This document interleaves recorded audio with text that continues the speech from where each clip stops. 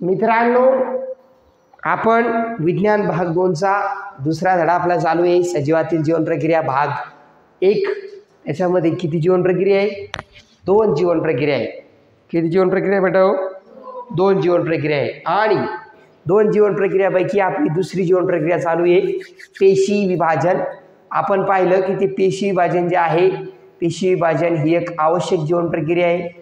याच्यात बरेचसे प्रश्न आपल्याला दिले होते, आपण त्या प्रश्नाची उत्तरं लिहिले. आणि त्याच्यानंतर आपण पाहिलं की जे पेशी विभाजन याचे 2 प्रकार आहे, एक सूत्री आणि एक अर्धसूत्री विभाजन आहे. तर सूत्री विभाजनामध्ये आपण पाहिलं की 2 टप्पे आहेत. 2 टप्प्यामध्ये सूत्री विभाजन पूर्ण होत असतं.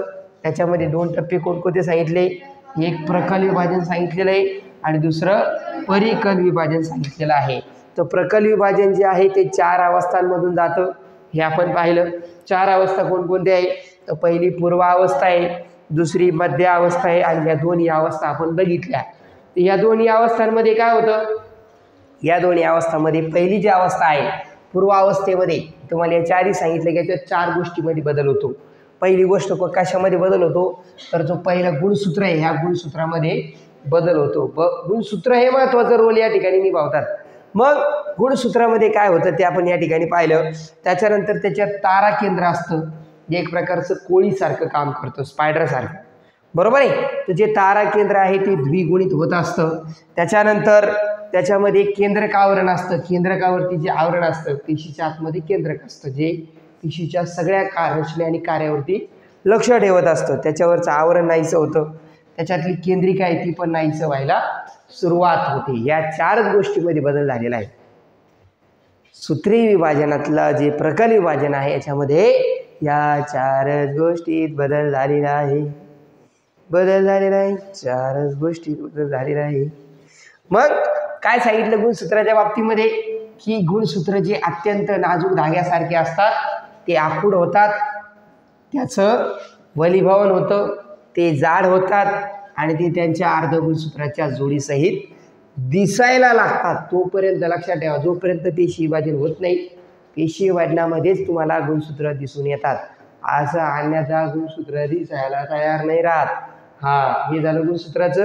असं सांगितलं की जे तारा केंद्र आहे, तारा केंद्र काय कसं दाखवलं होतं आपल्याला? ते की जी पेशी आहे याच्या आतमध्ये जे गुणसूत्र आहे ते जाड व्हायला लागतात, आपल्याला अशी गुणसूत्राच्या जोडीसोबत दिसायला लागतात, बरोबर आहे. त्याच्यानंतर जे केंद्रक आवरण आहे, हे केंद्रक आवरण काय व्हायला लागतं? असं अदृश्य, हे नाहीसं व्हायला लागतं.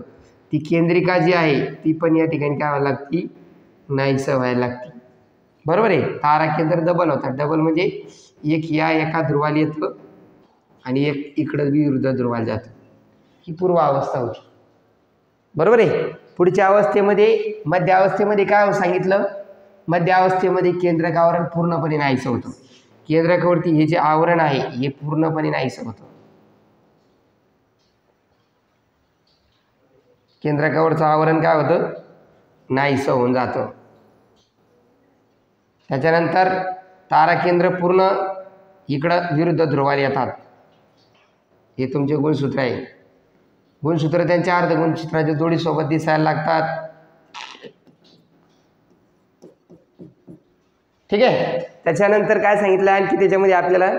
की अर्धगुणसूत्राच्या जोडीसोबत गुणसूत्र दिसायला लागतात. त्याच्यानंतर काय सांगितलं ते? की गुणसूत्र हे विषुवृत्तीय प्रतलाला समांतर येतात. विषुवृत्तीय प्रतलाला समांतर दोघं एकाच लाईनमध्ये येणार. आणखी काय सांगितलं त्याच्यामध्ये? की दोन्ही तारा केंद्र जे आहे, हे दोघं जे तारा केंद्र आहेत याच्यामध्ये आणि प्रत्येक गुणसूत्राचा गुणसूत्रबिंदू याच्यामध्ये काय होतं यांच्यामध्ये? तर विशिष्ट अशा लवचिक प्रथिनाचे धागे तयार होतात. लवचिक प्रथिनाचे धागे काय या ठिकाणी असे, एक मिनटं, हे आपलं काय राहिलं? हे जे काय सांगितलेलं आहे आपल्याला, केंद्रिका या ठिकाणी नाहीशी होती. केंद्रिका नाहीशी झाली ना, अरे नाहीशी झाली केंद्रिका. त्याच्यानंतर आता काय राहिलं? प्रथिनाचे धागे असे. हे आहेत आपली मध्य अवस्था. या 2 अवस्था झाल्या. आता आपल्याला जायचं तिसऱ्या अवस्थेत. तिसरी अवस्था कोणती? त्याच्यात काय होतं? तिसरी अवस्था आहे आपली पश्च अवस्था. पश्च, पश्च म्हणजे ध्रुवांकडं, पश्च म्हणजे ध्रुवाकडं ओढायचं. काय करायचं? पश्चावतीमध्ये त्या धाग्याच्या मदतीनं, हे जे निळ्या रंगाचे धागे दिसतात का तुम्हाला, हे निळे निळे निळे निळे निळे निळे जे धागे आहेत, हे निळे निळे धागे काय होतात? गुणसूत्रबिंदूचं विभाजन करतात. ह्या ठिकाणी जो गुणसूत्रबिंदू आहे, जो गुणसूत्रबिंदू आहे याच्यातलं काय होतं? याचं विभाजन होतं. असं विभाजन होतं याचं. आणि विभाजन होऊन काय होतं? प्रत्येक गुणसूत्राची अर्धगुणसूत्र जोडी वेगळी होऊन विरुद्ध दिशेला ओढली जाते. गुणसूत्राची अर्ध गुणसूत्र जोडी वेगळी होते. याच्यात काय होणार? हे गुणसूत्र बघा वेगळे होतात. मी आता याला इरेज करून दाखवतो तुम्हाला. काय होणार? हे याच्यामध्ये जे गुणसूत्र आहेत, अर्ध गुणसूत्र होतं हे याचं वेगवेगळं होतं. ह्या भाग जो आहे वरच्या दिशेला ओढला जातो आणि इकडचा वरचा जो भाग आहे तो असा इकडे ओढला जातो. अर्ध गुणसूत्र असं वेगळं होतं. दुसरं जे अर्ध गुणसूत्र आहे असं अर्ध वेगळं होतं आणि इकडं अर्ध ओढलं जातं. असं हे ध्रुवाकडे ओढलं जाणार. कुठं ओढलं जातं? विरुद्ध ध्रुवाकडे. हे विभाजन कळालं गुणसूत्राचं. एक जे गुणसूत्र आहे, जे एक गुणसूत्र आहे, गुणसूत्र जे आहे हे असे अर्ध गुणसूत्र जोडी, दुसरी अर्ध गुणसूत्र जोडी ह्या गुणसूत्र बिंदू जवळ ते विभाजित होतात. एक वरच्या ध्रुवाकडे ओढलं जाणार, एक दुसऱ्या खालच्या ध्रुवाकडे ओढलं जाणार. हे तारा केंद्राचा कार्यक्रम असतो. हे जे तारा केंद्र आहे दोघं जण, ह्या दोघांचं कामच काय? वेगळं करायचं. कोणाला? गुणसूत्राला. काऊन? पुढच्या पिढीमध्ये लक्षणं संक्रमित करायची ना. या पिढीमधली जी जनुकीय माहिती आहे, या पिढीतला जो डीएनए आहे, जनुक आहे, ती पुढच्या पिढी संक्रमित करायचं. गुणसूत्राचं विभाजन करावं लागतं. एक जे गुणसूत्र आहे त्याचं विभाजन करायचं. अर्ध ह्या पेशीकडे वाढायचं, अर्ध दुसऱ्या पेशीकडं. दोन पेशी तयार करतील, दोन केंद्रक तयार करायची. बरोबर आहे? मग अशा पद्धतीनं गुणसूत्राचं विभाजन या ठिकाणी होतं. आणि गुणसूत्र विभाजन झालं पुढं काय होतं? वेगळ्या झालेल्या अर्ध गुणसूत्रांना जन्य गुणसूत्र म्हणतात. हे जे वेगळे झालेले गुणसूत्र आहे का, हे जन्य गुणसूत्र आहे. जन्य गुणसूत्र म्हणजे काय? जे नवीन पेशी तयार होणार आहे, जे नवीन केंद्रक तयार होणार आहे, जो नवीन जीव तयार होणार आहे त्याच्या शरीरातले गुणसूत्र, म्हणून त्याला जन्य गुणसूत्र म्हटलेलं आहे. जन्य, नवीन जीव तयार होणार आहे. ठीक आहे. मग काय केलं जातं? यावेळी ही ओढली जाणारे गुणसूत्र केळीच्या घडासारखी दिसतात. साहजिकच केळीच्या घडासारखी, केळीच्या घडासारखी. डू केळीचा घड 1 डझन केळी घ्या, केळी 1 डझन केळी आहे की नाही. तर अशा पद्धतीने या ठिकाणी गुणसूत्र काय होतात? केळीच्या घडीसारखे दिसतात, घडासारखे दिसतात. आणि अशा तऱ्हेने गुणसूत्राचे 2 संच पेशीच्या 2 टोकांना पोचले जातात. 2 संच, हा एक आणि हा एक, 2 संच. एक ह्या ध्रुवाकडं आणि एक ह्या ध्रुवाकडं गेले, ओढले ते. आता हे गुणसूत्र कुठं आले? मग आता इकडं आले. हे येणार कुठं? हे बघा, हे तारा केंद्रातले की डायरेक्ट काय केलं? तारा केंद्राने काय केलं? कलर सारखा जायला पाहिजे. गुणसूत्राचं विभाजन केलं का आपण? तारा केंद्राने केलं का? या क्या रे, या ठिकाणी हे तारा केंद्र आहे, यांना ओढले गुणसूत्र जवळ असे. ठीक आहे. दुसरं इकडं बी काय केलंय?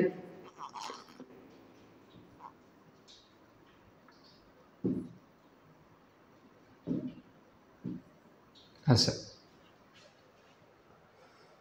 हे झालं पश्चावस्था. पश्च ओढलं, गुणसूत्रांना ओढलं, विरुद्ध ध्रुवांना ओढलं, विभाजित झालेल्या गुणसूत्रांना ओढलं. हे काम महत्त्वाचं काम झालं या ठिकाणी. हे झालं पश्चावस्थेमध्ये 3 अवस्था. पहिली अवस्था पूर्वावस्था. गुणसूत्र आखूड आणि जाड वलीभवन होणार, तारा केंद्र द्विगुणित होणार, विरुद्ध ध्रुवांना जाणार, केंद्रकावरचं आवरण नाहीसं व्हायला सुरुवात होणार, केंद्रिका पण नाहीसं व्हायला सुरुवात होणार. मध्य अवस्थेमध्ये थोडं पुढं सरकणार.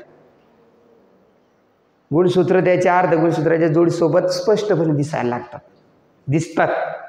केंद्रकावरण नाहीसं होतं, केंद्रिका नाहीशी होती आणि तारा केंद्र विरुद्ध ध्रुवांना गेल्यानंतर त्याच्यातनं जे लवचिक प्रथिनाचे धागे ते गुणसूत्रांना त्याच्या गुणसूत्र बिंदूमध्ये जोडले जातात. पण महत्त्वाची गोष्ट काय राहिली की जे गुणसूत्र आहे ते विषुवृत्तीय प्रतलाला समांतर येतात, एका ओळीमध्ये येतात, ते समांतर राहतात एकमेकाला.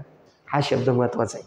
मध्य अवस्थेमध्ये, पश्चावस्थेमध्ये काय केलेलं आहे, पश्चावस्थेमध्ये गुणसूत्रांना गुणसूत्र बिंदूमध्ये विभाजन होऊन त्याच्या अर्धगुणसूत्राच्या जोड्या विरुद्ध ध्रुवांना ओढले जातात. कोण ओढते? तारा केंद्र. आता शेवटची अवस्था अंत्यावस्था, अंत्यविधी म्हणतो ना आपण, अंत्य, शेवटचा कार्यक्रम. राम नाम राम नाम राम नाम सत्य है, बाकी सब असत्य है. ठीक आहे. आता इथं काय होतं, हा इथं उलटं होतं विरुद्ध ध्रुवाच्या. आपलं जे पहिलं पूर्वावस्था होती का त्याच्या उलटं होतं. इथं उलटं काय होतं, जसं तिथं गुणसूत्र हे अत्यंत बारीक धाग्यासारखे होते, त्याचं वलीभवन झालं, ते आखूड झाले, ते जाड दिसायला लागले. आता त्याचे उलटं होणार. इथं गुणसूत्र जाड आहे, जाड आहे गुणसूत्र. गुणसूत्र काय होणार आहे त्याचं, गुणसूत्र जाड नाही होणार. काय होणार त्याचं, अनफोल्डिंग होते. अनफोल्डिंग होते म्हणजे काय, ते उलगडतात, वेगळे वेगळे होतात. अंत्यावस्थेमध्ये पेशीच्या दोन्ही टोकांना पोहोचलेली गुणसूत्र, हे जे गुणसूत्र पेशीच्या विरुद्ध टोकांना पोहोचलेत हे उलगडतात. उलगडतात म्हणजे काय होतं त्यांचं, तर थोडक्यात थोडक्यात थोडक्यात थोडक्यात बघा काय होतं त्यांचं. हे जे अशी दिसणारे गुणसूत्र आहेत हे उलगडतात, वेगळे वेगळे होतात. असे वेगळे वेगळे झाले. आणखी काय काय होतं त्याचं, आणखी झालं की ते असे बारीक धाग्यासारखे होतात. इकडं पण तसंच होणार.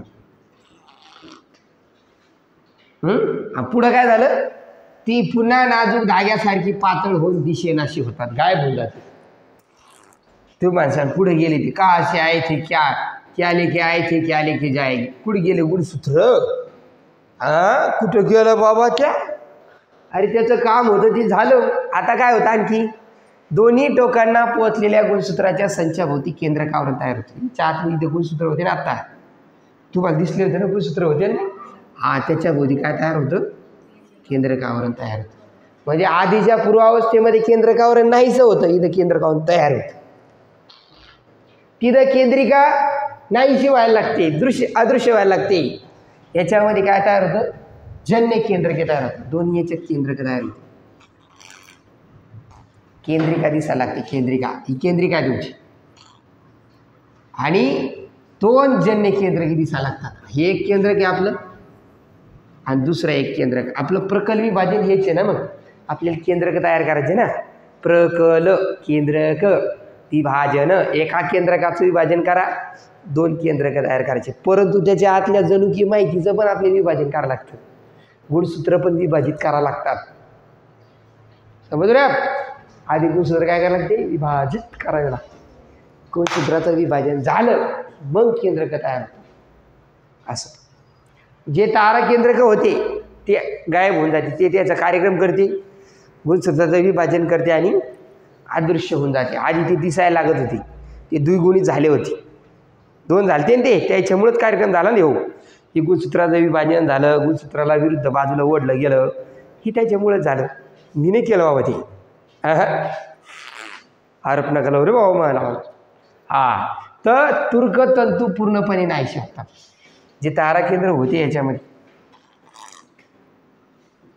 दोरे सोडणारे स्पायडरमॅन ते नाहीसे झाले. अशा पद्धतीने एका पेशीमध्ये काय होतात, दोन केंद्रक तयार होतात. हे तुमचं प्रकलन विभाजन झालं.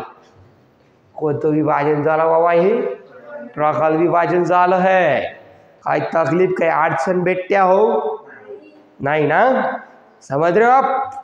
हे झालं आपलं प्रकल विभाजन. आता याच्यातली दुसरी स्टेप आहे सूत्री विभाजनातली, ती आहे आपली प्रकल विभाजन. पूर्ण झालं, त्याच्या पुढं आहे परिकल विभाजन. परी म्हणजे आजूबाजूचं, बाकीचं. कल म्हणजे केंद्रकाचं. आता हे केंद्रक जर सोडलं, तर बाकीचा बराचसा भाग आहे ना पेशीचा, त्याचं विभाजन करायचं आहे. आता मग कसं होतं ते, तर या प्रक्रियेमध्ये कसं होतं, या प्रक्रियेत पेशीच्या विषुववृत्तीय प्रतलाला समांतर एक खाच तयार होऊन ती खोलवर रुजली जाते. आता ही पेशी जर तुम्ही अशी काढली, अशी, याच्यात दोन केंद्रक आहेत.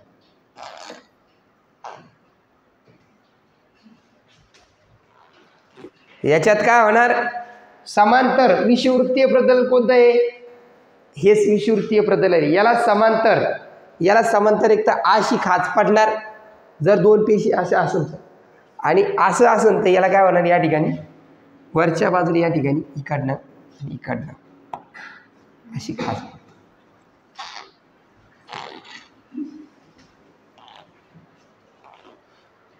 ही खाच वाढत जाणार आणि खाच वाढत जाऊन काय होणार,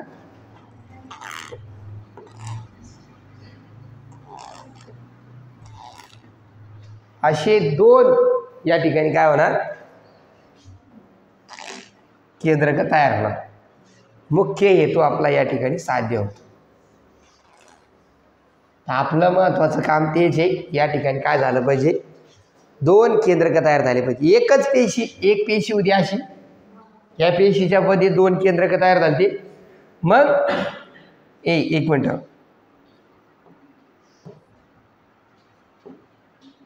ही जी पेशी आहे, एक पेशी अशी, त्याच्यामध्ये दोन केंद्रक तयार झाले. हे दोन केंद्रक तयार झाल्यानंतर इथं मध्यभागी एक खाच पडते आणि अशी दोन केंद्रक तयार होतात. ही खाच वाढत जाते आणि दोन पेशी त्या ठिकाणी तयार होतात. हे तुमचं परिकल विभाजन आहे. तेच सांगितलं या ठिकाणी आपल्याला की परिकल विभाजनाने पेशीद्रव्याचे विभाजन होऊन दोन नवीन पेशी तयार होतात, ज्यांना जन्य पेशी म्हणतात. या प्रक्रियेत काय होत असतं, तर पेशीच्या विषुववृत्तीय प्रतलाला समांतर एक खाच तयार होऊन ती खोलवर हळूहळू जाते आणि दोन नव्या पेशी तयार होतात. बघा, एकच पेशी आहे, त्याच्यात दोन केंद्रक तयार झाली आणि दोन केंद्रक तयार झाल्यानंतर त्याच्या मध्यभागी अशी एक खाच पडत चालते आणि खाच वाढत जाते आणि तिथं दोन पेशी तयार होतात. अशा पद्धतीने हे झालं आपलं परिकल विभाजन. वनस्पती पेशीमध्ये काय होतं, खाच तयार होत नाही. त्याच्यात काय होतं, डायरेक्ट पेशीद्रव्याच्या मध्यभागी एक पेशी पटल तयार होऊन परिकल विभाजन होते. कसं कसं कसं कसं समजा ही आपली वनस्पती पेशी आहे.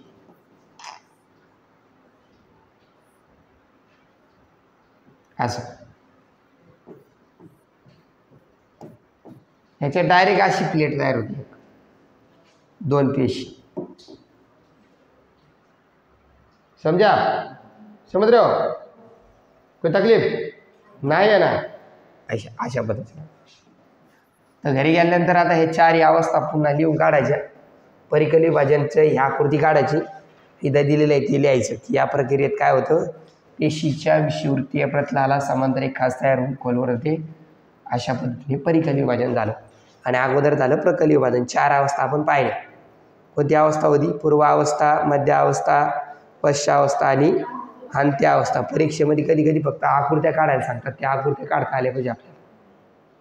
बरोबर आहे, आकृत्या काढता आल्या पाहिजे. ठीक आहे.